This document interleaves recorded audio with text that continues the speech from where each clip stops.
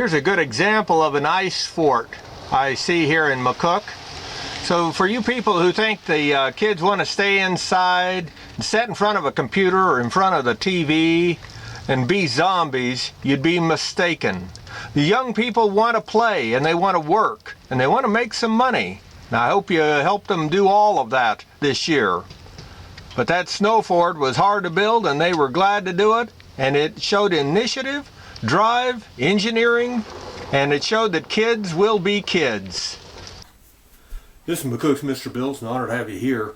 You're looking at some of my tomatoes here on the first day of February in 2015. And yeah, one of the batches is growing pretty good. Keep them in the sun, I do.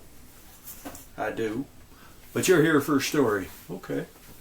32 years I've been on the streets of McCook, answering questions for kids that quite often have them. Because you see, they haven't been on Earth all that long. And so questions they have, and some of them are pretty hard to answer. I'll give you an example of a few questions, but I'm not going to answer what I said to them. Rather, I'll let you decide what would you say if a kid asks you a question. For example, I had a boy come up. He said, did you hear, Mr. Bill, my brother got in trouble? And I said, yeah, I did. He said, yeah, he got in trouble for poaching. He and his buddy got in trouble. They killed a deer, and for meat.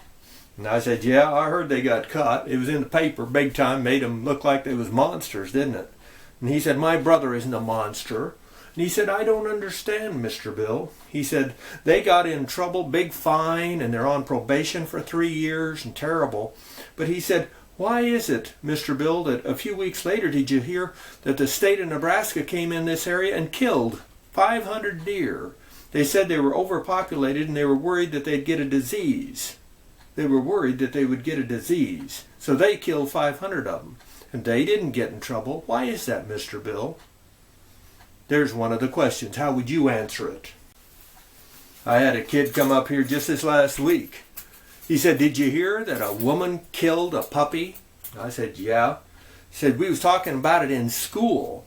And they told us that the woman drowned a puppy here in Nebraska. And so she's in a lot of trouble, going to pay a big fine and maybe jail time for what she did. And I said, yeah, I've heard that. But he said, I don't understand. He said, Humane Society kills thousands of dogs. If you don't want them, they kill them. My dad said so. So if they don't get in trouble for killing thousands of dogs, why is she in trouble for killing one dog? Why is she in trouble for killing one? Try to answer that question.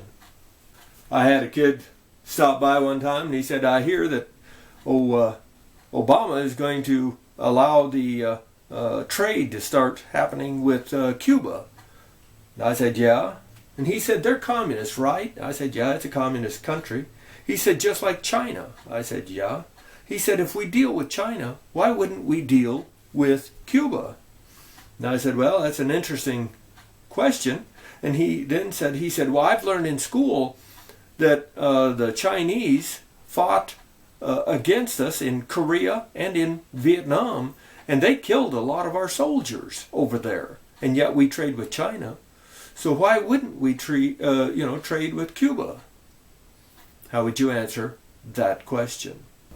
One of the most asked questions that I get on the candy truck throughout the years is, Mr. Bill, I want to work and I can't. Be it 12-year-old, 13, 14, even 15-year-old kids wanting to work.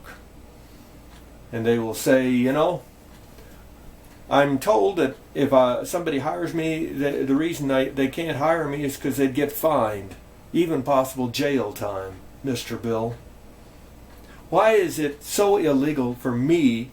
I want to work. Why is it illegal for me to work? At the same time, illegals come to this country all the time, and nobody goes to jail when they work.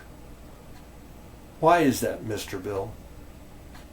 How would you answer that question? Those are some of the questions I get. Not always easy to answer, and very easy to be politically incorrect when answering them. But how would you answer them? Keep your comments clean, and they stand on Donzie 52.